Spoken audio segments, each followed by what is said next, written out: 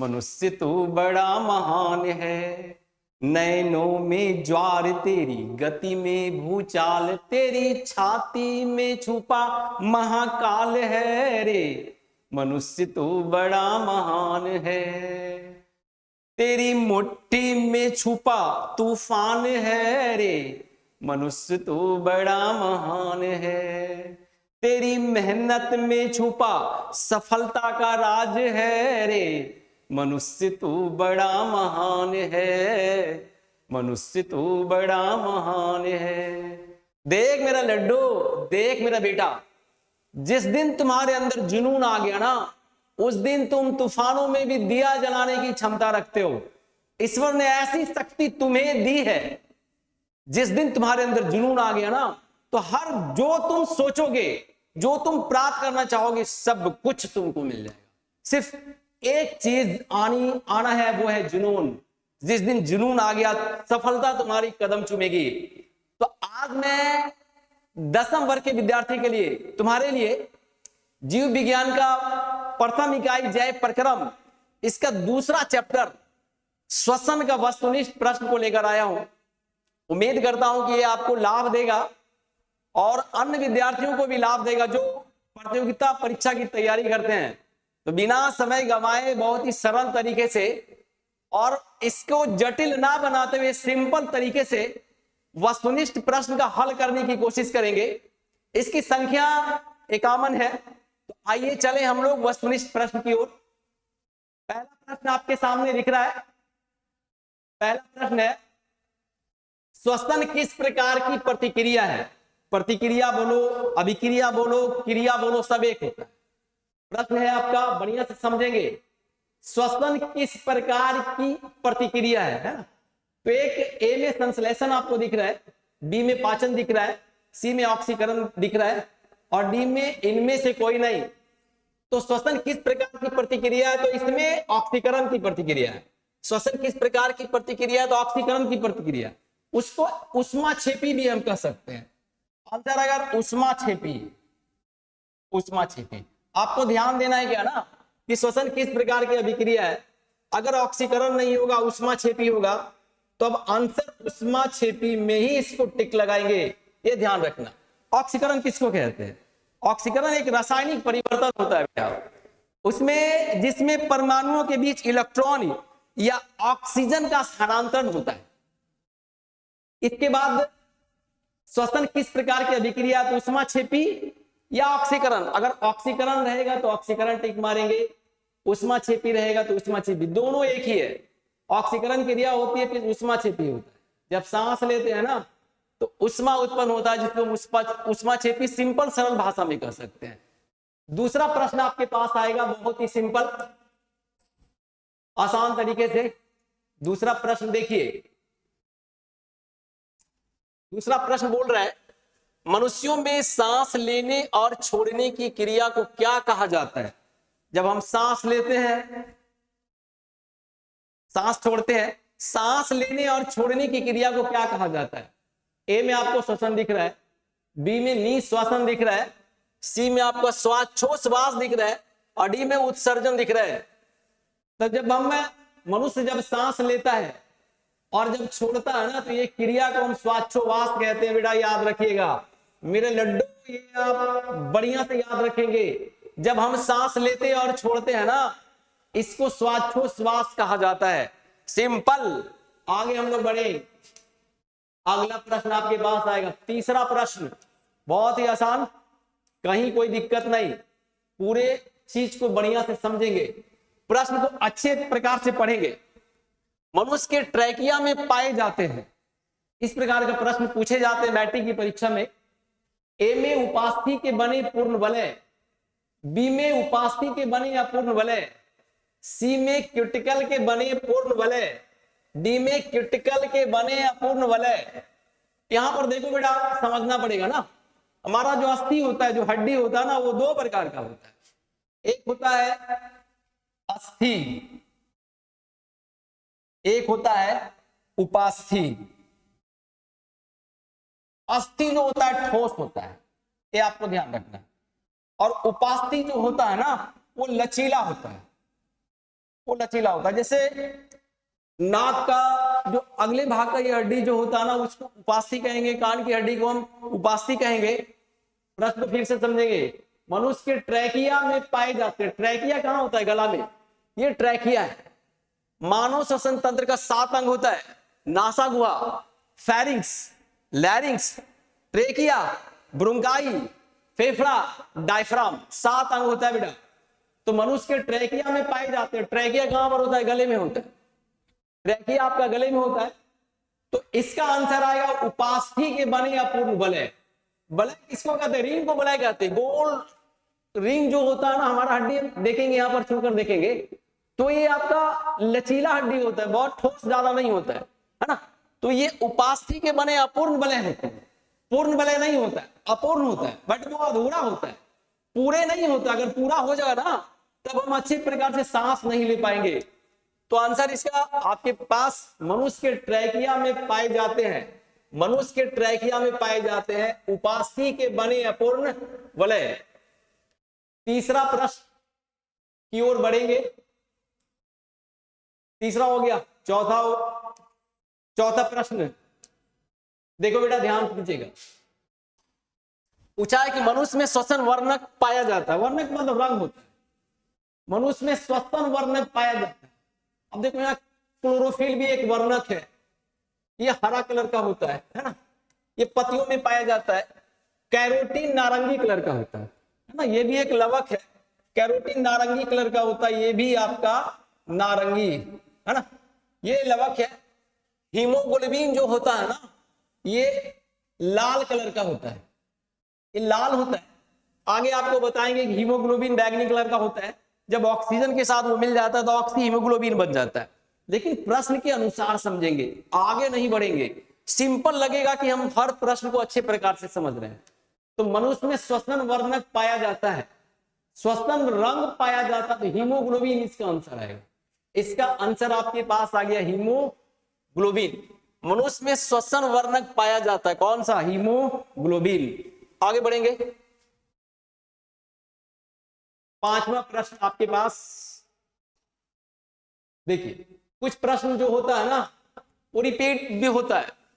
अगर हम अमृत अगर बार बार मिल जाए खाने के लिए तो नुकसान नहीं होता है। बहुत सारे प्रश्न को रिपीटेड होता है, री हो जाता है ना। तो अगर रिपीट होता है तो आपके लिए और लाभदायक होता है। देखिए 5वां प्रश्न क्या बोल रहा है? कीटों में प्रमुख श्वसन अंग है। कीटों में प्रमुख श्वसन अंग है। मैं पहले आपको बता दिया कि कीटो गिल्स जो है ना, पानी में रहने वाले जंतुओं में गिल्स श्वसन अंगक होता है ना। फेफड़ा जो स्थल पर रहते हैं, हम लोग जैसे हो गए, स्थल पर घूमने वाले जो पक्षी वगैरह, हम लोग सारे जंतु जो है ना, वो फेफड़ा से श्वसन क्रिया करते हैं। कीट में श्वसन क्रिया देखो ट्रैकिया से होता है बेटा। कीटों में श्वसन का प्रमुख अंग ट्रैकिया है, याद रखेंगे। कीटों में प्रमुख श्वसन अंग कौन सा है? ट्रैकिया। कीटों में प्रमुख श्वसन अंग कौन सा हो गया? ट्रैकिया। आगे बढ़ेंगे। अगला प्रश्न आपका, छठा प्रश्न आपका इंतजार कर रहा है। इंतजार की घड़ी खत्म हुई। आप छठा प्रश्न आपके पास आ गया। निश्वास द्वारा निकली वायु में रहती है। निश्वास द्वारा निकली, जब निकली बोल दिया मतलब क्या होता है कि हवा शरीर से बाहर निकल रहा है ना।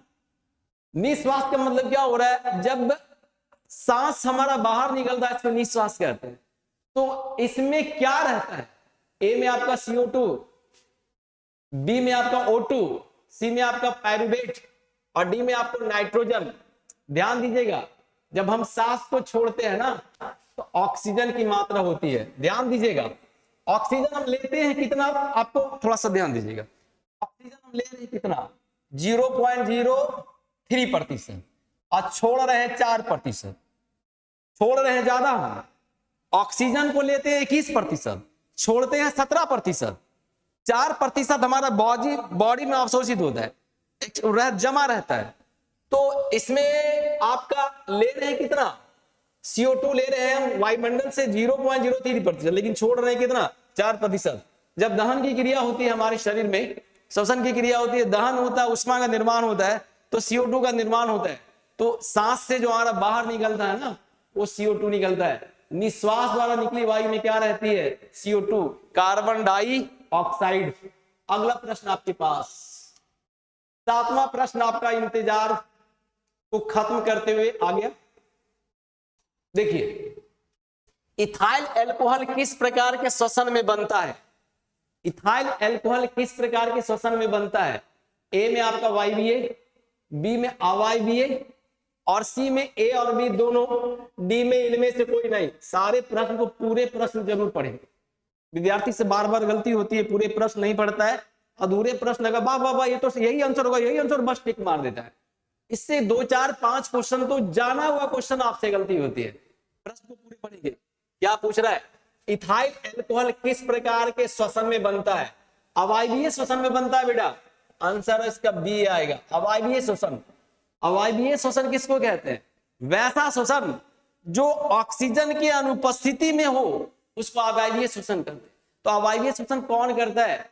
सूक्ष्म जीव अवायवीय श्वसन करते हैं। ठीक है, अगला प्रश्न आपके पास आएगा। अवायवीय लिखने में थोड़ी बहुत गलती होती है, अवायवीय ऐसे होगा, अवायवीय। आगे हम लोग बढ़ेंगे। 8वां प्रश्न आपके पास, देखो 8वां प्रश्न क्या बोल रहा है? किस प्रकार को श्वसन में अधिक ऊर्जा मुक्त होती है? सिंपल सी बात है यार, पूछ रहा है कि किस प्रकार के श्वसन में अधिक ऊर्जा मुक्त होगी। जाहिर सी बात है, ए में आपका वायवीय, ए में आपका वायवीय है ना, ए में आपका वायवीय है, बी में आपका अवायवीय है, सी में आपका ए और बी दोनों है, डी में इनमें से कोई नहीं। किस प्रकार को श्वसन में अधिक ऊर्जा मुक्त होती है? तो वायवीय श्वसन में ऊर्जा अधिक मुक्त होती है। जब हम श्वसन क्रिया ऑक्सीजन की उपस्थिति में करते हैं तब ऊर्जा अधिक मुक्त होता है। आगे हम लोग बढ़ेंगे। अगला प्रश्न, 9वां प्रश्न आपके पास। 9वां प्रश्न देखो क्या बोल रहा है? मछली का श्वसन मार्ग, मछली का श्वसन अंग है, मछली का श्वसन अंग है। प्रश्न है कि मछली का श्वसन अंग क्या है? मछली किससे सांस लेता है? ए में ट्रैकिया, ट्रैकिया से कीट श्वसन क्रिया करते हैं, गिल्स से मछली श्वसन क्रिया करते हैं, और ये त्वचा देखिए इसमें कीट से, ये कीट श्वसन क्रिया करता है, ट्रैकिया से कीट करता है। इसमें केचुआ के बारे में आपने पढ़ा होगा, केचुआ श्वसन क्रिया करता है ना। गिल्स से आपका मछली, फेफड़ा से बहुत सारे करते हैं, चलो मानो लिख लो ना, मानो बहुत सारे करते हैं। ठीक है, प्रश्न फिर से एक बार आपको देखते हैं। मछली का श्वसन मार्ग यानी अंग कौन सा है? गिल्स। ठीक है, आगे बढ़ेंगे। अगला प्रश्न आपके पास 10वां प्रश्न। देख बेटा, देख मेरा लड्डू, बहुत ही आसान प्रश्न है। पूछ रहा है कि श्वसन के अंतिम उत्पाद क्या है? जब हम सांस लेते हैं ना तो कौन सा उत्पाद हमारे शरीर के अंदर बनता है? ए में आपका CO2 और जल, बी में CO2 और ऊर्जा, सी में जल और ऊर्जा, डी में CO2 जल और भी कोई ऊर्जा। तो श्वसन का अंतिम जो उत्पाद होता है ना बेटा, वो होता है CO2 और जल, है ना। H2O ये जल का सूत्र है। तो श्वसन का अंतिम उत्पाद क्या हो गया? CO2 कार्बन डाइऑक्साइड और जल। अगला प्रश्न, क्या कोई दिक्कत तो नहीं हो रही है? बहुत सरल तरीके से समझिए। 11वां प्रश्न आपके पास आ गया। बोल रहा है पौधों में किस क्रिया के द्वारा बाहरी वातावरण से ऑक्सीजन कोशिकाओं तक पहले पहुंचता है? देखिए इसमें थोड़ा कंफ्यूजन होता है बेटा, याद रखिए। ये प्रकाश संश्लेषण क्रिया से तो ऑक्सीजन पहुंचता है, लेकिन इसकी एक कोशिका से दूसरी कोशिका, दूसरी से तीसरी कोशिका, यानी पूरे के जो शरीर में फैलता है ना, वो विसरण के द्वारा फैलता है, याद रखिएगा। इसका आंसर आपका विसरण होगा, लेकिन हम इससे पहले बताए थे ना कि प्रकाश संश्लेषण पौधों में किस क्रिया के द्वारा बाहरी वातावरण से ऑक्सीजन कोशिकाओं तक पहले पहुंचता है। तो इसमें पहले जोड़ दिया, पहले पहुंचता है, ध्यान रखिएगा। पौधों में प्रकाश संश्लेषण क्रिया के द्वारा ऑक्सीजन तो कोशिका तक पहुंचता है, लेकिन एक कोशिका से दूसरी कोशिका पूरे शरीर में विसरण विधि से ऑक्सीजन एक स्थान से दूसरे स्थान जाता है। आंसर क्या होगा देखिए फिर से, पौधों में किस क्रिया के द्वारा? बाहरी वातावरण से ऑक्सीजन कोशिकाओं तक पहले पहुंचता है। आंसर आप टिक मारेंगे विसरण। आंसर इसका प्रकाश संश्लेषण भी हो सकता है। ये आपका कंफ्यूजन है, लेकिन विसरण आपके चैप्टर के अनुसार विसरण है। प्रकाश संश्लेषण में ऑक्सीजन तो पहुंच रहा है जरूर, लेकिन पूरे पेड़ में जो एक स्थान से एक कोशिका से दूसरे कोशिका में जा रहा है वो विसरण क्रिया के द्वारा ही जा रहा है। आंसर टिक मारेंगे विसरण। अगला प्रश्न बेटा, अगला प्रश्न बहुत आसान बेटा। अवायवीय श्वसन कोशिका के किस भाग में होता है? अवायवीय श्वसन कोशिका के किस भाग में होता है? ए में माइटोकॉन्ड्रिया, बी में कोशिका द्रव, सी में हरित लवक, डी में कोशिका झिल्ली। तो अवायवीय श्वसन की जो क्रिया होती है ना वो तो कोशिका द्रव में होता है, याद रखिएगा। किसमें? कोशिका द्रव में। अगला प्रश्न आपके पास आएगा 13वां प्रश्न, बिल्कुल लड्डू की तरह आलो बेटा आराम से। निम्नलिखित में सबसे तेज धड़कन किसका होता है? मतलब हार्टबीट किसका सबसे ज्यादा होता है? थोड़ा ध्यान दीजिएगा। घोड़ा का हार्टबीट आपका 24 से 48 एक मिनट में घोड़ा का हार्ट जो होता है ना 24 से 48 बार, क्योंकि घोड़ा कभी तेज दौड़ता है कभी धीरे, तो इसका हार्टबीट में काफी डिफरेंस होता है। हाथी में जो हाथी का धड़कन होता है 1 मिनट में 25 से 30 बार होता है। आदमी में 72 से 75 बार बेटा, 72 से 75 बार। चूहा में 1 मिनट में 500 बार। तो बताने की जरूरत है क्या? बिल्कुल नहीं। पूछा है क्या निम्नलिखित में सबसे तेज धड़कन किसका होता है? तो आंसर क्या आ गया? चूहा का होता है सबसे तेज। 1 मिनट में चूहा का हृदय 500 बार धड़कता है, घोड़ा का हृदय 24 से 48 बार धड़कता है, हाथी का हृदय 25 से 30 बार धड़कता है, और आदमी का हृदय 72 से 75 बार धड़कता है। थोड़ी सी और आपको जानकारी दे दे, अगर हार्टबीट आपका ज्यादा है तो आपकी उम्र कम हो जाएगी। आपका हार्टबीट अगर 70 के करीब है, 70 से 75 के ज्यादा हार्टबीट आपका नहीं होना चाहिए। अगर हार्टबीट आपका 80 है, 90 है, 95 है तो आपका उम्र कमेगा। तो हार्ट को जो जितना नियंत्रित हार्ट 70, 68, 65 से 75 के बीच हार्टबीट अगर है तो आपकी आयु बहुत लंबी होगी।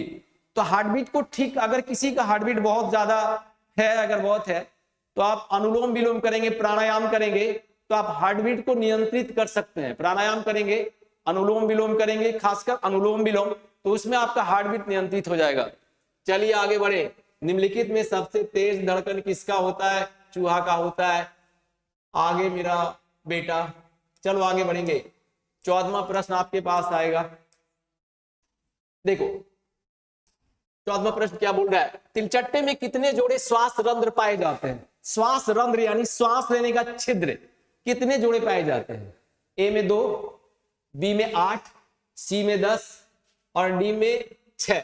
तो तिलचट्टा में जो श्वास रंध्र होता है ना वो आपका 10 होता है। आंसर इसका सी 10। अगला प्रश्न आपके पास 15वां प्रश्न। देखो 15वां प्रश्न क्या बोल रहा है? मछली के हृदय में कोष्ठों की संख्या कितनी होती है? मछली के हृदय में कोष्ठों की संख्या कितनी होती है ना? मछली के हृदय में कोष्ठों की संख्या कितनी होती है? तो सब बहुत सारे जीव होते हैं जिसका हृदय 2 कोष्ठों का बना होता है, किसी का हृदय 3 कोष्ठों का बना होता है और किसी का हृदय 4 कोष्ठों का बना होता है। तो मछली का हृदय जो होता है ना 2 कोष्ठों का बना होता है, 2 चैम्बर का बना होता है। आंसर इसमें मारेंगे 2। मछली के हृदय में कोष्ठों की संख्या, बट वो चैम्बर की संख्या कितनी होती है? 2। आगे हम लोग बढ़ेंगे। अगला प्रश्न 16वां प्रश्न आपके पास। अगला प्रश्न देखिए क्या, निम्नलिखित में से किसे कोशिका का ऊर्जा मुद्रा के रूप में जाना जाता है? पहले मैं बता दिया हूं, ज्यादा समझाने की जरूरत नहीं है। ए में एसएफपी, बी में एटीपी, एटीपी, सी में डीटीपी और डी में पीडीपी। तो ऊर्जा मुद्रा के रूप में जाना जाता है किसको? एटीपी। इसको आप पहले भी पढ़ चुके हैं, इसलिए आप भूलेंगे नहीं। अगला प्रश्न 17वां नंबर, प्रश्न संख्या 17।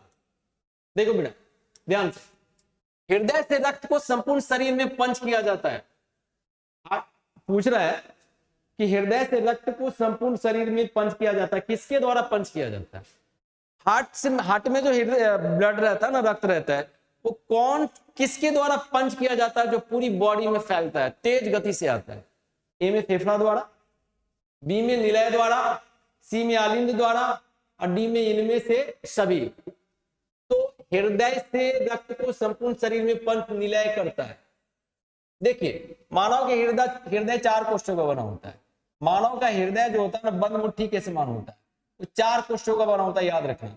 ऊपर आलिंद होता है बेटा, दाया बाया करके होता है ना, ऊपर आलिंद होता है और नीचे निलय होता है, नीचे निलय होता है।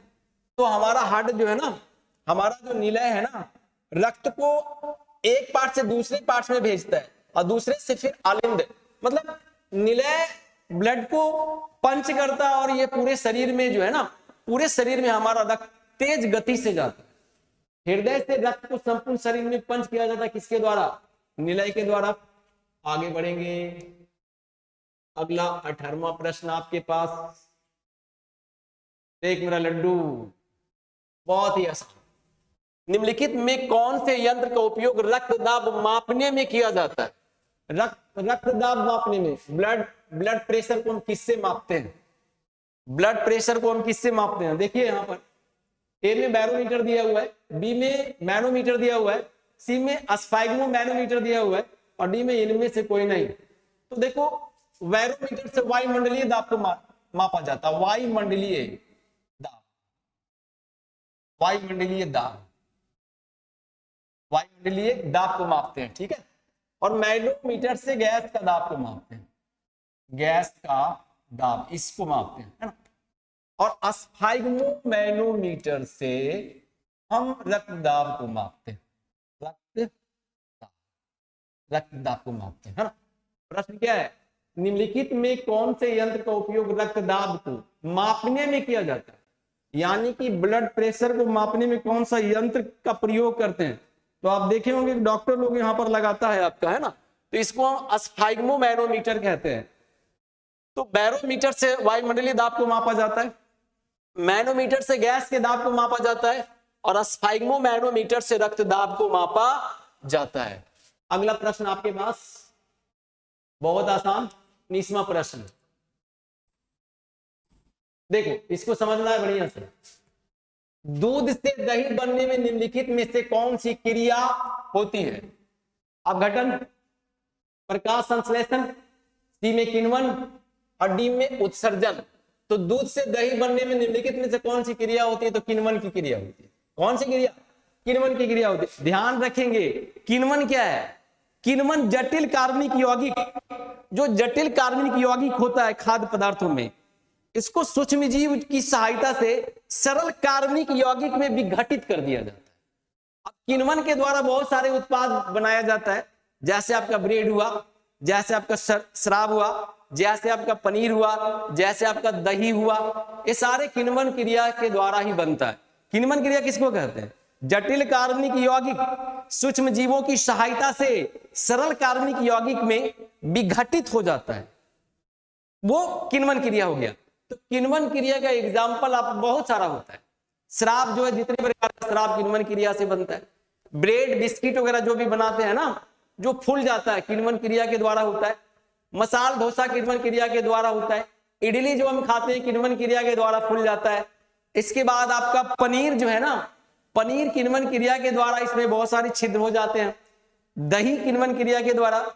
तो प्रश्न क्या है? दूध से दही बनने में निम्नलिखित में से कौन सी क्रिया होती है? कौन सी क्रिया होती है? किण्वन। बड़े। अगला प्रश्न 20वां प्रश्न आपके पास। देखो बेटा 20वां प्रश्न क्या बोल रहा है। 20वां प्रश्न बोल रहा है कि मानव हृदय में कितने कोष्ठक होते हैं। मानव के हृदय में कितने कोष्ठक होते हैं। तो देखो मानव का हृदय जो होता है ना वो बंद मुट्ठी के समान होता है, ध्यान रखना। ये सिंपल है। मानव हृदय जो होता है ना वो 4 भागों में बटा होता है। मानव का हृदय 4 भागों में बटा होता है। ऊपर जो होता है आलिंद होता है, ऊपर आलिंद, ऊपर आपका जो है ना वो आलिंद होता है, नीचे आपका निलय होता है, निलय होता है।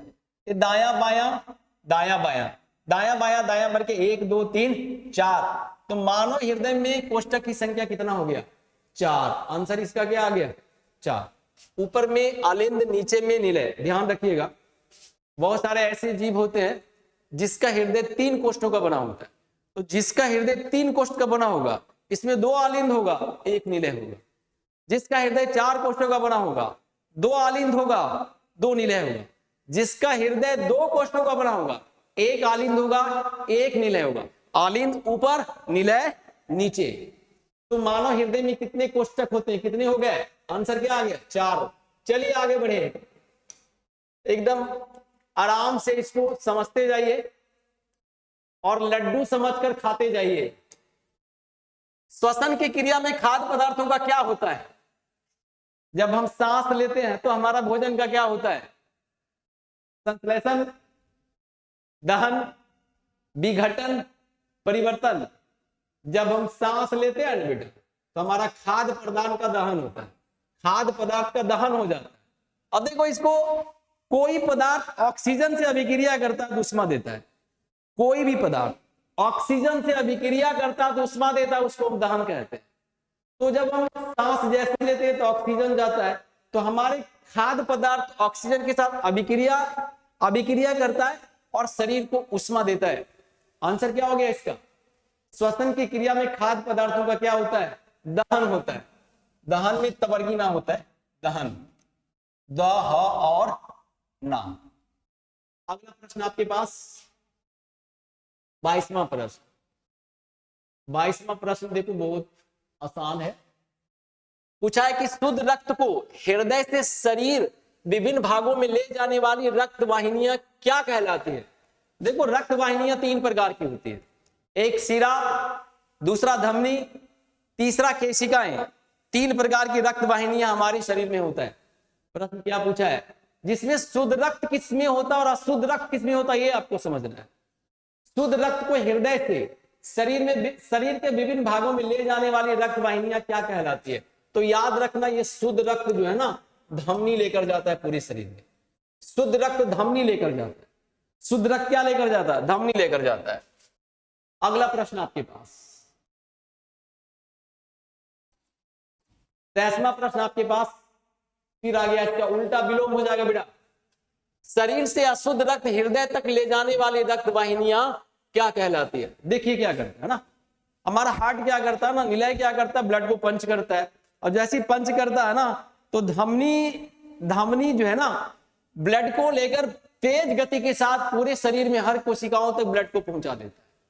और जब पहुंचा देता है ना तो वापस आता है, कौन लेकर आता है, तो वापस शीरा लेकर आता है। हार्ट के हृदय के पास शीरा रक्त को पहुंचा देता है। और हार्ट क्या करता है ना कि उसको शुद्ध करने के लिए, ऑक्सीजन से मिलने के लिए इसको भेज देता है फेफड़ा के पास। ध्यान दीजिएगा, शरीर से अशुद्ध रक्त हृदय तक ले जाने वाली रक्त वाहिनियां क्या कहलाती है। यहां अशुद्ध हो गए, यही ध्यान रखना है। अशुद्ध रक्त हो गया शीरा, शुद्ध रक्त हो गया धमनी। आगे बढ़ेंगे, अगला प्रश्न 24वां प्रश्न आपके पास पूछ रहा है, निम्नांकित में कौन ऊर्जादायी प्रक्रिया है। कौन ऐसी प्रक्रिया है जो शरीर में ऊर्जा प्रदान करता है। सिंपल, बिल्कुल लड्डू की तरह, रसमलाई की तरह। आप इसको खा लीजिए। निम्नांकित में कौन ऊर्जादायी प्रक्रिया है, तो ऊर्जा देने वाली प्रक्रिया कौन होते, तो श्वसन होते हैं ना। तो आंसर एक कौन सी हो जीते, श्वसन आंसर हो जीते है ना। प्रश्न देखिए की पूछल के, निम्नांकित में कौन ऊर्जादायी प्रक्रिया, तो आंसर क्या हो जाएगा, श्वसन। कोई शक, बिल्कुल लड्डू की तरह और रसमलाई की तरह खाते जाइए। अगला प्रश्न बेटा 25वां प्रश्न आपके पास मुस्कुराते हुए, जंतुओं की अपेक्षा पौधों में श्वसन की होती है। देखिए, जंतु श्वसन क्रिया तेज गति से करता है और पेड़ पौधे श्वसन क्रिया धीमी गति से करता है। जंतु जो सांस लेने की प्रक्रिया तेज होती है, पूछा है क्या, जंतुओं की अपेक्षा पौधों में श्वसन की क्रिया होती है, श्वसन की क्रिया होती है, छोड़ दिया है क्रिया, है ना, श्वसन की क्रिया होती है। ए में धीमी, बी में तीव्र, सी में कभी धीमी कभी तीव्र, डी में इनमें से कोई नहीं। सिंपल समझिएगा, जंतु जब सांस लेता है तेज गति से, अब पेड़ पौधे में श्वसन क्रिया धीमी गति से होता है। आंसर क्या हो जाएगा, बिना सोचे समझे आप टिक मारेंगे किसमें, धीमी। ठीक है, आगे बढ़े। अगला प्रश्न आपका 26वां प्रश्न आपके पास, देखो पूछा है क्या, पौधों में श्वसन किस भाग में होता है। देखो, जंतुओं में श्वसन का फिक्स अंग होता है, मानव या हुआ या कोई भी जंतु होता है ना, सांस लेने के इसका अंग फिक्स होता है, लेकिन पौधों में कोई फिक्स नहीं होता, कुछ भी नहीं। पौधों में श्वसन किस भाग में होता है, पौधों में श्वसन देखिए, जड़ियों में होवा है, कलमों में होवा है, पतियों में होवा है, तो आंसर कौन सी हो जाता है, प्रत्येक भाग में। पौधों में श्वसन किस भाग में होता है, आंसर क्या हो जाएगा, प्रत्येक भाग में। जड़ में भी, तना से भी, पत्ती से भी। पौधा श्वसन किससे करता है, जड़ से भी करता है, तना से भी करता है, पत्ती में करता है, सारे इसमें छिद्र होता है, इसके द्वारा ये करता है, प्रत्येक भाग से। आगे हम लोग बढ़ेंगे। अगला प्रश्न आपके पास, देखो पूछा है कि मनुष्य का हृदय प्रति मिनट कितनी बार धड़कता है। यह एक ऐसा लड्डू है जिसको आप कई बार खा चुके हो, बहुत, मुझे लगता है कि बहुत पहले से इस लड्डू को आप खाते जा रहे हो। बिल्कुल, बहुत आसान। मनुष्य का हृदय प्रति मिनट कितने बार धड़कता है, मनुष्य का हृदय 72, देखिए वो है, अब घबराए की बात में, 72 से 75 भी हो सकते। ध्यान रखना, आपका हार्ट बीट जो है ना 68 से अगर 75 के बीच होता है तो बहुत ही अच्छा है। कम 72 से कम धड़कता आपका हार्ट बीट एक मिनट में, तो घबराने की बात नहीं, आपके लिए लाभ, आपकी आयु लंबी हो जाएगी। अगर आपका हार्ट बीट 90+ है, आपकी उम्र कम हो जाएगी, इसलिए हार्ट बीट को नियंत्रित रखें। चलिए आगे बढ़े। अगला प्रश्न आपका, मनुष्य का हृदय प्रति मिनट कितनी बार धड़कता है जी, 70 बार। अगला प्रश्न आपके पास 28, देख लीजिए, ग्लाइकोलिसिस होता है, ग्लाइकोलाइसिस होता है, ग्लाइकोलाइसिस अवायवीय श्वसन में होता है, अनॉक्सी श्वसन में होता है।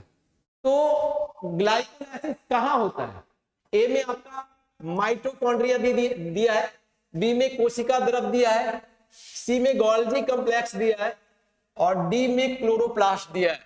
आंसर इसका सिंपल समझेंगे, ग्लाइकोलाइसिस क्रिया कोशिका द्रव में होता है। आंसर इसका आ गया कोशिका द्रव। आगे बढ़ेंगे। अगला प्रश्न आपके पास 29वां प्रश्न, देख बहुत कुछ ऐसा प्रश्न होता है जो सिंपल होता है और रिपीटेड होता है, मैं पहले आपको बता चुका हूं। प्रश्न आपका अगर रिपीट हो रहा है तो बोरिंग की कोई जरूरत नहीं। अमृत अगर जितने बार, अगर आप मंदिर एक ही बार जाते हैं, मंदिर आप जितने बार जाएंगे ना, आपको आत्मा में शांति मिलेगी। तो प्रश्न अगर दोबारा पूछा जाएगा तो, और आपको अमृत अगर दोबारा मिल जाए तो अति उत्तम होता है। ट्रैकिया किस जीव का श्वसन अंग है, इसमें चारों ढूंढना है कि ट्रैकिया किस जीव का श्वसन अंग है।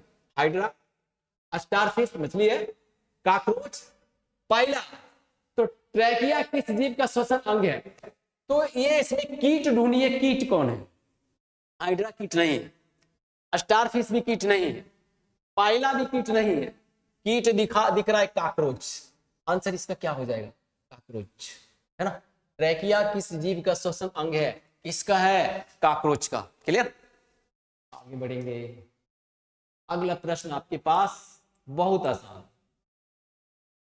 देखिए बेटा की पूछल को, मनुष्य में नासिका छिद्र, लैरिंक्स, ट्रैकिया तथा फेफड़ा मिलकर क्या बनाता है। क्या बनाता? उत्सर्जन तंत्र बनाएगा? नहीं बनाएगा जी। जनन तंत्र तो बना ही नहीं सकता है। पाचन तंत्र का तो अलग अलग अंग होता है, तो कुछ ही बनते ना, तो श्वसन तंत्र नहीं बनते। देखिए सांस का जो हम लोग सांस लेते हैं ना, तो फेफड़ा तो मेन होता है, फेफड़ा प्रमुख होता है, लेकिन इसमें अंग जो सहायता करता है, थोड़ा सा ध्यान दीजिएगा। सांस जब लेते हैं तो पहले नाक से नासा गुहा, नासा गुहा के बाद अगला जो छिद्र होता है, नाक जैसे ही वो आगे जाता है ना, तो यहां पर सीधा छिद्र, छिद्र में ये खुलता है, इसको हम फेरिंग्स कहेंगे। फेरिंग्स, ये फेरिंग्स कहेंगे। और आगे जो नली जो आगे बढ़ता जाता है ना, उसको हम लैरिंग्स कहेंगे,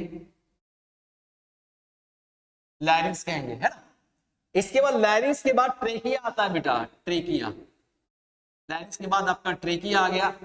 ट्रेकिया के बाद आपका जो है ना, ट्रेकिया के बाद आपका आ जाता है जो, ट्रेकिया के बाद एक पार्ट्स आता है जिसको हम कहा जा नासागुआ, larynx, pharynx, trachea, bronchi. Trachea के बाद देखो ब्रोंकस या ब्रोंकाई आता है, ब्रोंकाई। एक बाद फेफड़ा आ जा है, देखिए फेफड़ा के बाद लास्ट में डायफ्राम आ गया है। डायफ्राम, डायफ्राम सबसे नीचे रहता है, देखना यहां छूकर देखना, एक पट्टी मिलेगा तुमको, ये पट्टी मिलेगा, यही डायफ्राम है, ठीक है। तो मानव का श्वसन अंग नासा गुहा, अगला फेरिंग्स, अगला लैरिंग्स, आगे ट्रैकिया, आगे ब्रोंकाई या ब्रोंकस, फेफड़ा, डायफ्राम, है ना। तो इसमें क्या पूछा है, देखो मनुष्य में नासिका छिद्र, लैरिंग्स, ट्रेकिया तथा फेफड़ा मिलकर क्या बनता है? श्वसन तंत्र बनता है। क्लियर? बिल्कुल लड्डू और पेड़ा की तरह खाते जाइए। अगला प्रश्न, 31वां प्रश्न आपके पास, देख बेटा, उछल के कौन सी बीमारी श्वसन तंत्र से संबंधित है? सांस वाला कौन सा बीमारी?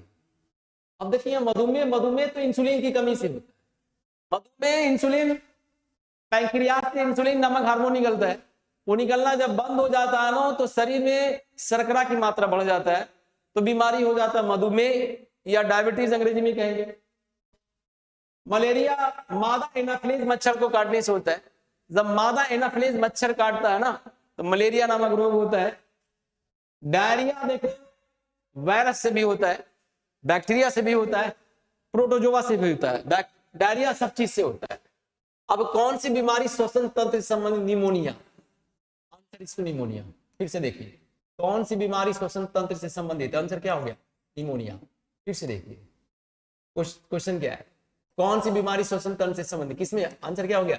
निमोनिया। निमोनिया में क्या होता है? देखिए आवाज निकलती है, जब सांस लेते हैं ना, घरघराहट, बच्चों को निमोनिया ज्यादा होता है।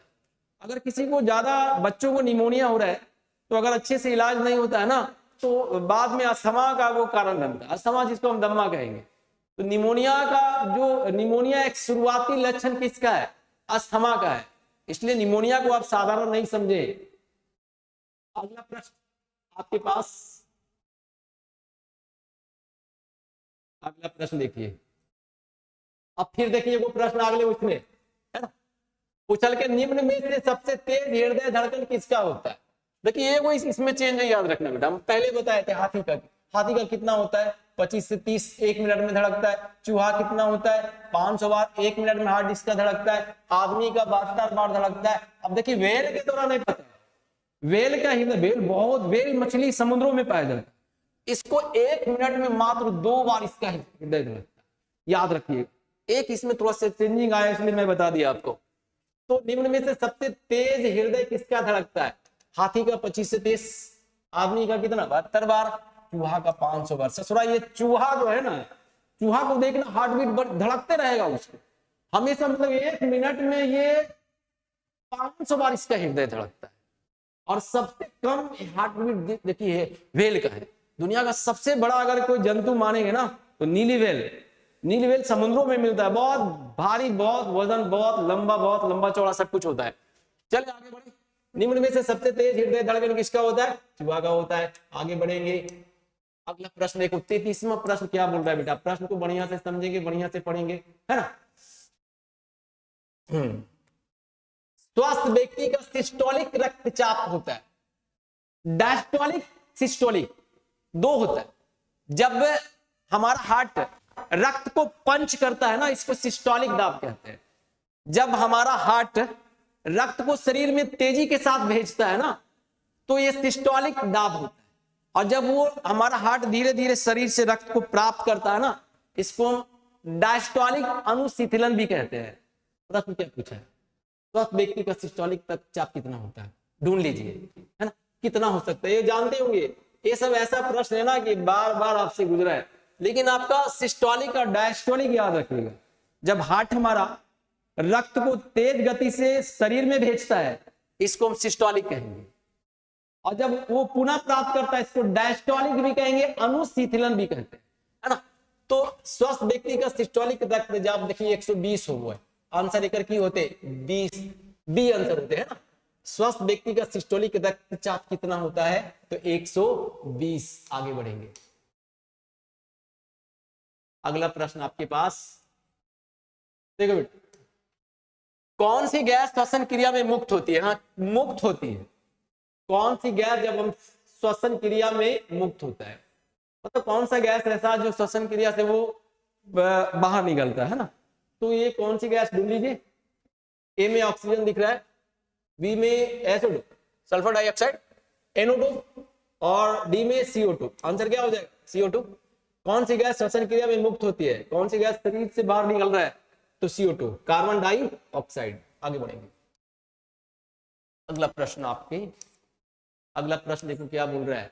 अब देखिए यहाँ पर लिखने में मिस्टेक किया है, लिखने में ससुरा कैसे लिखता है रे ये गधा। एक एटीपी विस्तृत रूप है, मतलब इसमें पूछ रहा है ना कि एटीपी का विस्तारित रूप क्या है, मतलब एटीपी का फुल फॉर्म क्या है। मैं पहले आपको बता चुका हूं एटीपी का फुल फॉर्म। एक एटीपी का विस्तृत रूप क्या है, तो एटीपी का ए से कौन सी हो गए, एडिनो, एडिनोसिन, एडिनोसिन है ना। टी के कौन सी हो गए, ट्राई, ट्राई। पी के क्या हो गया, फास्फेट, फास्फेट, है ना। क्या पूछा है कि एक एटीपी का विस्तृत रूप क्या है, तो आंसर इसका सी मार दीजिएगा। लिखने में गलती की, आप गलती नहीं कीजिएगा, है ना। Adenosine try phosphate, adenosine try phosphate. अगले प्रश्न की ओर हम लोग बढ़ते जाएंगे। कारवां रुकना नहीं चाहिए बेटा, लाइफ का कारवां कभी रुका है ना रुकेगा, बस बढ़ते जाना है। समान अनुशीतलन रक्तदाब होता है, देखिए अभी तुरंते बताए हम, तुरंते एकदम, है ना, एकदम लड्डू की तरह खा लीजिए इसको। चल बेटा, समान अनुशीतलन रक्तदाब होता है। अनुशीतलन मतलब क्या होता है, जब हमारा हार्ट शरीर से रक्त को प्राप्त करता है, उसको हम कहेंगे अनुशीतलन या डायस्टोलिक। लेकिन पूछा है एक ही बात है, समान अनुशीतलन रक्तदाब कितना होता है, कम होते, कम कितना होते, लेकिन रक्तदाब कितना मनुष्य हो गए, 120/80 हो गए, 120/80 हो गई तो सभी जानो ही तो अधिक 120, तो 120 जो होगा उसको सिस्टोलिक दाब कहेंगे, याद रखें।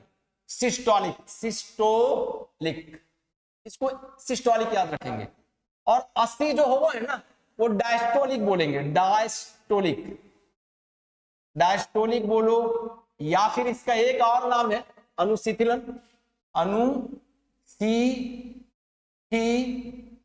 अनुशीतलन, है ऐसे याद रखेंगे। तो समान अनुशीतलन रक्तदाब कितना होता है, 80 होता है। 80 कहाँ है, देखिए इसमें ए आंसर, इसका आंसर क्या हो जाएगा, ए।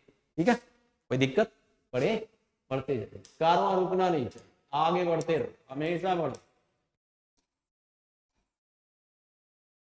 अगला प्रश्न देखो क्या बोल रहा है, श्वसन किस प्रकार की रासायनिक अभिक्रिया है। देखिए अगर पहले भी एक हल के लिए तो श्वसन किस प्रकार की रासायनिक अभिक्रिया है।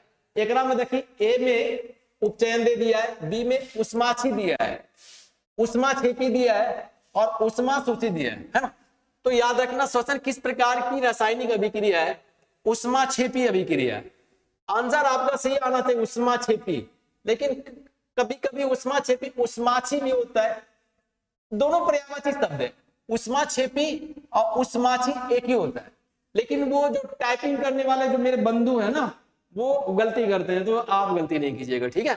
श्वसन किस प्रकार की रासायनिक अभिक्रिया है, उष्माक्षेपी टिक लगाइएगा। अगर उष्माक्षेपी नहीं होगा तो उष्माक्षी होगा, तो टिक आपको किसमें लगाना है, उष्माक्षी में। अब उष्मा शोषी में नहीं लगा दीजिएगा, उपचयन में नहीं लगा दीजिएगा। फिर से एक बार रिपीट करते हैं, श्वसन किस प्रकार की रासायनिक अभिक्रिया है? उष्माक्षेपी या फिर उष्माक्षी? उष्माक्षेपी ज्यादा बेटर, इसी को रहने दीजिए। चलिए आगे बढ़ेंगे।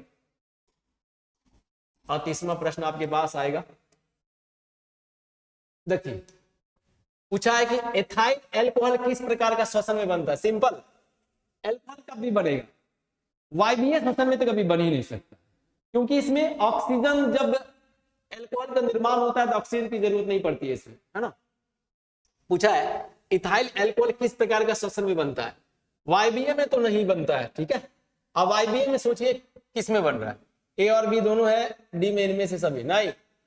एल्कोहल जो बनता है इथाइल एल्कोहल अवायवीय श्वसन में बनता है, याद रखिएगा, क्योंकि जब इथाइल एल्कोहल का निर्माण होता है उसमें ऑक्सीजन की जरूरत नहीं पड़ती है। इथाइल एल्कोहल किस प्रकार का श्वसन में बनता है? तो अवायवीय श्वसन बनता है। इथाइल एल्कोहल क्या, उससे बहुत सारे मादक पदार्थ बनाए जाते हैं, बहुत सारे पदार्थ बनाए जाते हैं, इसकी चर्चा यहां पर करने की कोई जरूरत नहीं है। चले आगे बढ़े। जितना अगर लेंदी, अगर अधिक बताऊंगा ना तो आप समस्या में पड़ेंगे, जटिल हो जाएगा, और मैं नहीं चाहता तुम किसी प्रकार की जटिलता में फंसो। चलिए आगे। अगला प्रश्न देखिए, ये लोगों ये भी रिपीट हो ले। दूध से दही बनने में निम्नलिखित में से कौन सी क्रिया होती है? अब घटन नहीं हो, प्रकाश संश्लेषण नहीं हो, उत्सर्जन नहीं हो, तो कोची बच गए? किन्वन बच गए, आंसर कोची होती है? किन्वन। दूध से दही बनने में निम्नलिखित में से कौन सी क्रिया होती है? आंसर क्या होगा? किन्वन। बारी किन्वन, ठीक है। दूध से दही बनने में निम्नलिखित में से कौन सी क्रिया होती है? किन्वन होता है। इसमें कोई डॉट ही नहीं है, कोई शक ही नहीं है। जब तक नहीं है तो रुकना क्या है? देखो बेटा, पौधों में श्वसन क्रिया के अंतर्गत एडीपी के टूटने से कितनी ऊर्जा मुक्त होती है? पौधों में श्वसन क्रिया के समय एडीपी से एटीपी का निर्माण होता है ना। तो पूछा है, पौधों की बात है, पौधों में श्वसन क्रिया के अंतर्गत एडीपी के टूटने से कितनी ऊर्जा मुक्त होती है? ए में दिया है 30.5, फिर 305 किलो जूल, के जो किलो जूल मो से मोल हो गया, एमओएल मोल हो गया ना, और 3.5 किलो जूल, इनमें से कोई नहीं। पौधों में श्वसन क्रिया के अंतर्गत एडीपी जब टूटता है ना तो ऊर्जा मुक्त होता है। ऊर्जा देखिए इतना मुक्त होता है 30.5 kilo joule mole, 30.5 kilo joule mole. देख लीजिए बढ़िया से, पौधों में श्वसन क्रिया के अंतर्गत एडीपी के टूटने से कितनी ऊर्जा मुक्त होती है? 30.5 किलो जूल मोल। आगे बढ़े।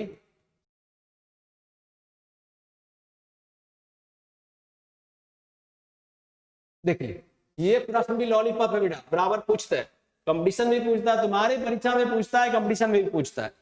सिंपल याद रखेंगे। डेंगू उत्पन्न करने वाले मच्छर किस तरह के जल में उत्पन्न होता है? ये डेंगू बड़ी, इस बार तो जानते हो, डेंगू तो पहले शहर में होता था। डेंगू का मच्छर पहले फ्रिज के पास रहता था, एयर कंडीशन के पास रहता था, बड़ा अच्छा साफ सुथरा जगह में रहता था। तो अब तो गांव भी तो साफ सुथरा हो गया, पहले वाला गांव थोड़ी है। अब गांव में देखते हो सारे के घर में क्या होता है, सब सारी चीज लगा रहे, अपने जो भौतिक सुख प्राप्त करने के लिए सब कुछ लगा रहे, सब कुछ फ्रीज तो रखिए रहे, एयर कंडीशन लगाइए रहे, सब कुछ। तो डेंगू उत्पन्न करने वाले मच्छर किस तरह के जल में उत्पन्न होते हैं? ये बड़ा स्टैंडर्ड मच्छर होता है बेटा, हाईफाई में रहने वाला, ये इसलिए शुद्ध जल। आंसर क्या हो जाएगा? शुद्ध जल। डेंगू उत्पन्न करने वाले मच्छर किस तरह के जल में उत्पन्न होता है? तो शुद्ध जल में। आगे बढ़े, आगे हम लोग बढ़ेंगे बेटा। अगला प्रश्न आपके पास, गैसों का विनिमय, गैसों का विनिमय कहां होता है? गैसों का विनिमय कहां होता है? इसको ढको, निकाल दिया है आगे। गैसों का विनिमय कहां होता है? गैसों का विनिमय मतलब क्या होता है? आदान प्रदान कहां होता है? तो गैसों का जो आदान प्रदान होता है ना, हृदय में तो नहीं होता है। अब देखिए फेफड़ा में होता है, यकृत में नहीं होता है, वृक्क में, किडनिया में काहे होते हैं। तो गैसों का विनिमय कहां होता है? फेफड़ा में होता है। यानी ऑक्सीजन, CO2 और ऑक्सीजन का जो विनिमय हमारे फेफड़ा में होता है। तो गैसों का विनिमय कहां होता है? याद रखेंगे, फेफड़ा। गैसों का विनिमय कहां होता है? फेफड़ा में। आगे बढ़े, ऐसा पढ़ो कि जिंदगी भर याद रहे, भूले नहीं कभी।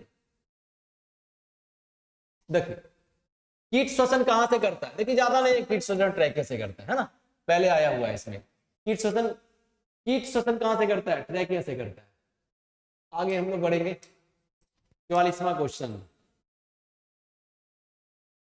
देखिए ई वाला प्रश्न ठीक है, अमीबा श्वसन कहां से करता है। अमीबा एक कोशिकीय जीव है, जल में, मीठे जल में रहता है। वो भोजन तो कूटपाथ से कर रहा है, कल हम क्या बताए कि वो भोजन कूटपाथ से कर रहा है, बट वो श्वसन क्रिया कहां से करता है, कूटपाथ से तो भोजन कर रहा है। अब भोजन रसदानी में तो कर खनमा पहुंचो है, पचो है बुनवा, तो ये कोशिका झिल्ली बच गए कर, आंसर की हो जीते कोशिका झिल्ली। अमीबा श्वसन कहां से करता है, कोशिका झिल्ली से करता है। कोई डॉट, बिल्कुल नहीं करना, डॉट करना ही नहीं, बिल्कुल आंसर सही है। आगे बढ़ो,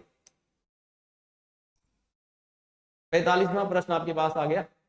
अब देखिए केचुआ, ये सब प्रश्न को याद रखना, ये सब तुम्हारे लिए बहुत उपयोगी हो, 10th क्लास के लिए भी और आने वाले भविष्य के लिए भी, है ना। केचुआ उभयलिंगी जीव है। उभयलिंगी मतलब क्या होता है, एक ही केचुआ में मेल फीमेल दोनों का जनन अंग पाया जाता है, मेल का भी और फीमेल का जनन अंग एक ही केचुआ दोनों में होता है। तो केचुआ श्वसन किस अंग से करता है, फेफड़ा से बिल्कुल नहीं करेगा ये। अब रक्त से काय को करेगा, अब ये तो बड़ा कम आंसर इसका आता है। तो केचुआ श्वसन क्रिया किससे होता है, त्वचा से करता है, याद रखना। केचुआ श्वसन किस अंग से करता है, तो किससे करता है, त्वचा से करता है। आगे बढ़ेंगे, बस आपको देखते जाइए, याद करते जाइए।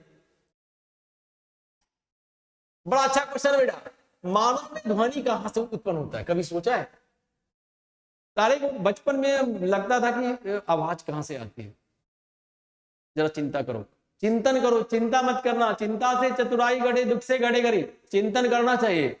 अगर हम चिंतन नहीं करते ना तो अंतरिक्ष में नहीं पहुंचते, चिंतन नहीं करते ना तो हम विमान से नहीं उड़ते, चिंतन नहीं करते ना तो हम रेलगाड़ी पर तेज गति से नहीं दौड़ते। तो चिंतन जरूरी है, चिंता मत करना। क्या पूछा है, मानव में ध्वनि कहां से उत्पन्न होता है, ध्वनि कहां से निकलता है, तो याद रखिएगा हृदय से बिल्कुल नहीं, हृदय से ध्वनि निकल भी नहीं करता है। फेफड़ा से कायला बच गया निकलते, फेफड़ा से निमोनिया वाला बच गया, दम्मा वाला आवाज बोलो निकलो है उधर, वो दम्मो वाला आवाज नहीं निकलो, वो नलिया से सब निकलो है। ट्रैकिया से भी नहीं ये निकलता है ना। इसको देखिए ऐसे कर दो, मानव में ध्वनि कहां से उत्पन्न होता है, हृदय से नहीं, ट्रैकिया से नहीं, अब फेफड़ा से भी नहीं, तो बच क्या किया, लैरिंग्स से ना बच गया है। तो आंसर क्या हो जाएगा, लैरिंग्स। मानव में ध्वनि कहां से उत्पन्न होता है, तो लैरिंग्स। लैरिंग्स कहां पर होता है, फेरिंग्स के आगे एक पार्ट्स होता है ना, उसको हम लैरिंग्स कहेंगे। पार्ट्स क्या, एक नली का नाम है। मानव में ध्वनि कहां से निकल रहा है, लैरिंग्स, याद रखेंगे। आगे बढ़ो,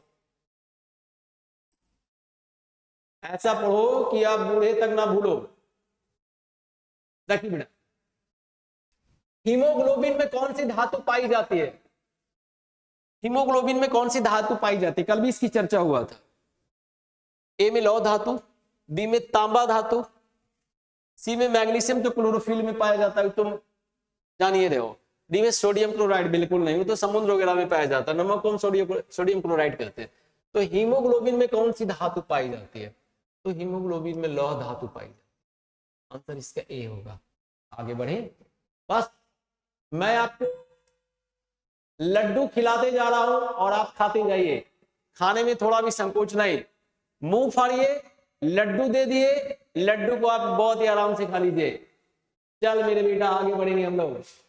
हीमोग्लोबिन में कौन सी धातु पाई जाती है, लौह धातु। क्लियर। अगला प्रश्न 48वां प्रश्न, बस लास्ट हो रहा है। अब देखिए ई वाला प्रश्न भी ठीक ठाक है। मनुष्य 1 मिनट में कितनी बार सांस लेता है, कितनी बार सांस लेता है, ये तो जान रहे हो कि 1 मिनट में हृदय उसका 72 बार धड़कता है, लेकिन सांस कितनी बार लेता है, सांस किसको कहेंगे एक बार में, ये सांस हुआ। हार्टबीट तो धड़कते रहता है, हार्ट मेरा धड़कता है, ठीक है। तो मनुष्य 1 मिनट में कितनी बार सांस लेता है, तो मनुष्य 1 मिनट में, ए में देखिए 12 से 15 है, बी में 20 से 22 है, सी में 72 से 75, अरे बाप रे ये तो हो ही नहीं सकले, और डी में 50 बार, ई बिल्कुल नहीं। तो मनुष्य 1 मिनट में सांस कितने बार लेता है, 12 से 15 बार। आंसर इसका हो गया 12 से 15 बार। एक चीज और मैं आपको पते की बात बताता हूं, सांस गहरी सांस लीजिए, सांस लेने का तरीका लोगों का बहुत गलत होता है। बहुत सारी सांस क्या लेते हैं, फुस्सा लेते हैं, फुस्सा छोड़ते हैं। नहीं, गहरी सांस लेने का आदत डालिए। हमारे लंग्स में, हमारे फेफड़ा में बहुत सारे छोटे छोटे छिद्र होते हैं, लाखों की संख्या में छिद्र होता है, जिसको एल्वियोलाई सैक्स कहते हैं।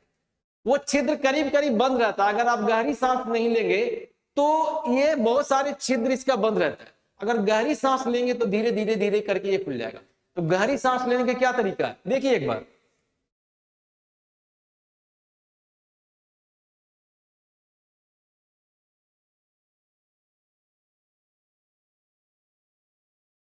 पांच सेकंड में लीजिए और 5 सेकंड में छोड़िए। ये गहरी सांस हुआ। गहरी सांस लेंगे तो मन को शांति मिलेगी, ऑक्सीजन आपकी बॉडी में भरपूर रहेगा, बिल्कुल आप फिट एंड फाइन रहेंगे। तो गहरी सांस लेने की आदत डालिए। मनुष्य में 1 मिनट में कितनी बार सांस लेता है, 12 से 15 बार। चलिए आगे बढ़ेंगे बेटा। 49वां प्रश्न आपके पास आ गया। देखिए ये इसमें देखो तुमको समझना पड़ेगा। पूछा है कि ऑक्सी हीमोग्लोबिन किस रंग का होता है। यहां पर तुमको समझाएंगे। ए में लाल है, बी में बैगनी है, सी में पीला है और डी में नीला है। देखो ध्यान दीजिएगा, एक हीमोग्लोबिन होता है, हीमोग्लोबिन, हीमोग्लोबिन। देखिए हीमोग्लोबिन बैगनी कलर का होता है, याद रखना, बैगनी कलर का होता है ना। Oxy haemoglobin, oxy haemoglobin, oxy haemoglobin, oxy haemoglobin जो होता है ना बेटा, वो चमकदार लाल होता है, चमकदार लाल कलर का होता है, चमकता है। देखो कैसे पकड़ेंगे हीमोग्लोबिन, देखिएगा ना हमारे शरीर में जो है ना 2 प्रकार का आपको जो नर्वस सिस्टम ये जो होता है ना, क्या बोलते हैं उसको, धमनी, शीरा धमनी, शीरा धमनी के शिकाएं जो होता है, आप देखिएगा धमनी में शुद्ध रक्त रहता है। वो टॉर्च मारिएगा तो बिल्कुल लाल दिखेगा, एकदम रक्त चमकदार लाल दिखेगा। और जिसमें आप इंजेक्शन लेते हैं ना वो लाल नहीं दिखेगा। वही आपको वही हीमोग्लोबिन है।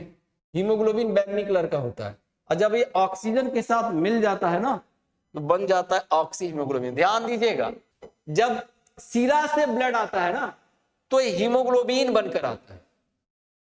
हार्ट में गया, हार्ट क्या करता है ना कि रक्त को कहां भेज दिया, फेफड़ा में भेज दिया। वो फेफड़ा में जाके रक्त किससे मिल गया, ऑक्सीजन से मिल गया और क्या बन गया, ऑक्सी हीमोग्लोबिन बन गया। और किसमें वो, किससे वो आ रहा है, धमनी से आ रहा है। इसलिए आप टॉर्च मार के देखिएगा ना तो आपका जो मोटा वाला जो नस होता है ना उसको हम धमनी कहते हैं, वो लाल लाल दिखेगा, है ना। क्लियर। ऑक्सी हीमोग्लोबिन किस रंग का होता है, किस रंग का होता है, आंसर इसका आएगा लाल। कोई दिक्कत, आगे बढ़िए। चल मेरा बेटा 50वां प्रश्न आ गया। देखिए मनुष्य में एक बार में कितनी हवा सांस के द्वारा लेता है, एक बार में तो कितना हवा जाता है ना। इसमें ए में 500 मिलीलीटर, बी में 5000, सी में 100 और डी में कोई नहीं। मनुष्य में एक बार कितनी हवा सांस, जब हम साधारण सांस लेते हैं ना तो एक बार में हम 500 ml सांस लेते हैं। हवा जो है ना, एक बार में हवा जो जाता है ना 500 ml जाता है। अगर खींच के लेंगे तब ये इसकी मात्रा बहुत बढ़ जाएगी, 5000 मात्रा तुरंत बढ़ जाएगा, है ना। तो इस प्रकार मनुष्य में एक बार में कितनी हवा सांस में ले रहा है। सिंपल जब हम सांस लेते हैं एकदम साधारण तरीके से, चलते हुए, कहीं खेलते हुए, सोते हुए सांस लेते हैं तो हमारे फेफड़ा में जो है ना 500 ml हवा हमारे सांस हवा जा रहा है हमारे फेफड़ा में। आगे बढ़ेंगे, मनुष्य एक बार में कितनी हवा सांस के द्वारा लेता है, कितना, 500 ml, 500 मिलीलीटर। 3 प्रश्न में आ गए।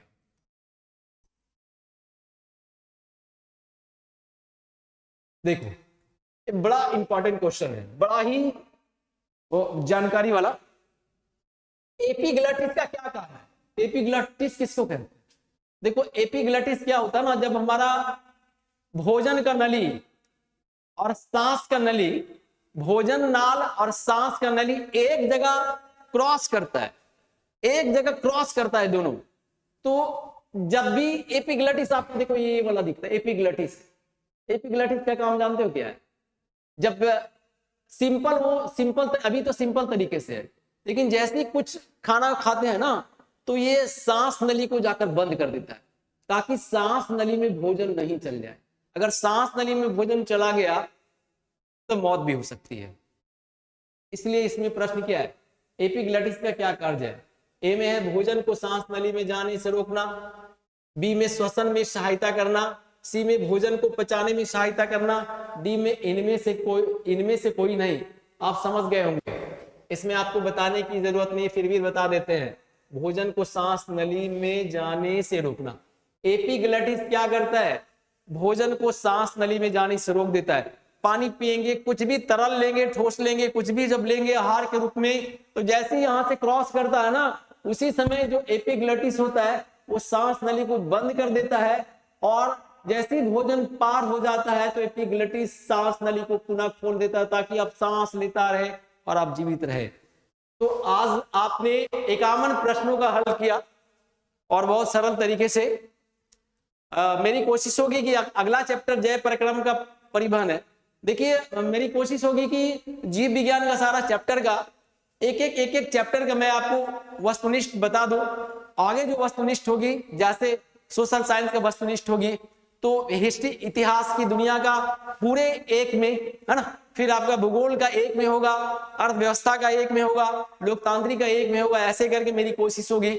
लेकिन ये जो बायोलॉजी बहुत समझने की चीज होती है, जानकारी की चीज होती है, इसलिए मैं इसको पार्ट बाई पार्ट बांट दिया।